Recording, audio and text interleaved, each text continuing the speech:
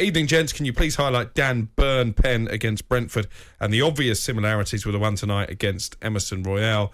That's thanks from the Geordie faithful. Didn't matter in the end. Newcastle beating Tottenham away from home by 2-1. And let's hear from John, the Tottenham fan. John, Conte out, it says on my screen. Really? Yeah. Come on, John. Come on. When What? he first come to Spurs, I was a bit unsure on whether he was the right man for the job. Yeah, we've had a few bad results, but looking from when he joined to now, we play boring, back-passing football. His tactics are absolutely diabolical. We're losing 2-0 against United, and what does he do? He brings 3 defenders on with 8 minutes to go. How are we going to score with 3 defenders? I think it's more damage limitation, John. He doesn't want to lose 3, 4 and 5. Spurs were terrible against Manchester United. He didn't want to lose 3, 4, 5-0. It's damage limitation. But as a fan, you want to see the team go for it. You're losing. So whether you lose 2-0, 3-0, 4-0, 5-0, you've still lost. No, you're losing 5-0 to Manchester United. There's a knock-on effect. It's a lot worse. You've got to understand that look, your Spurs team is third in the table. Third. And that's a brilliant effort considering that Emerson Royal is your first choice right back, by the way. No, you're right. You are right. Again, that's you. I just want to get this culture, which seems like it's coming into. You're third in the Premier League, which is arguably, they say, the hardest league in the world. Your team's third, and you lose. And again, we've discussed about what would you take, playing good football or losing, or winning and playing poor football or less attractive football. But to say after your team is third that you want your manager, this culture of when things start hitting turbulence, it's manager out. That can't be.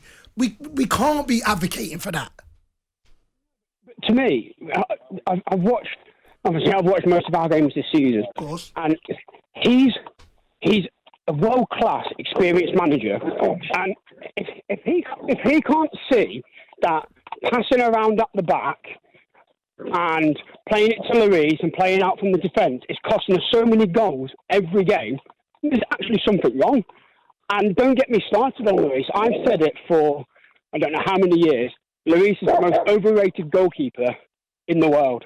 He is absolutely diabolical. We've got Foster sat on the bench, and he never gets a game. John, cheers for the call. Maybe the first to say the following: Conte needs to go. Plays too defensive. Can only play one way. Okay with teams with open checkbooks. He's another Jose. This Spurs team can't play his style of football. Lloris is finished. Dyer and Sanchez full of mistakes. Emerson is a liability. That was an anonymous texter. Look, I want to back up what Bio's just said as well. Third in the Premier League, Spurs are. Lost 3 games this season. Lost to Arsenal, who are top of the league. Lost to Manchester United, who are clicking and finally playing well, and it was the worst performance of Spurs of the season. And lost to Newcastle, who knows what Newcastle are going to do this season. They've only lost 1 game to Liverpool in a 98th minute goal when there was 5 minutes added time. Look, that's another story. I know that probably warranted the extra time. But they're the 3 games that Spurs have lost to. Conte has already said they haven't got the quality to win the Premier League. No one's saying they're going to win the Premier League. Now, we want to see them as Spurs supporters. You want to see them get as close as they can to winning the Premier League. It's a low at the moment, losing 2 games on the bounce. To come on and call one of your best managers, if not your best manager for a long, long time, to go because he's lost a couple.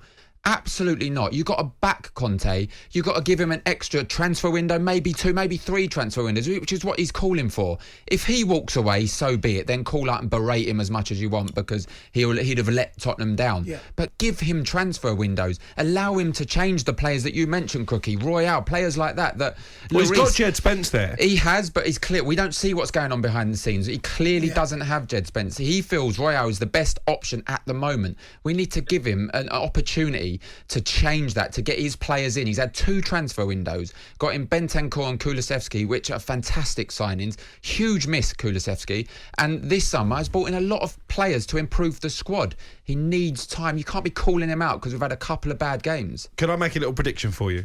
I'm going to look into my crystal ball and tell you what happens at Tottenham in the future.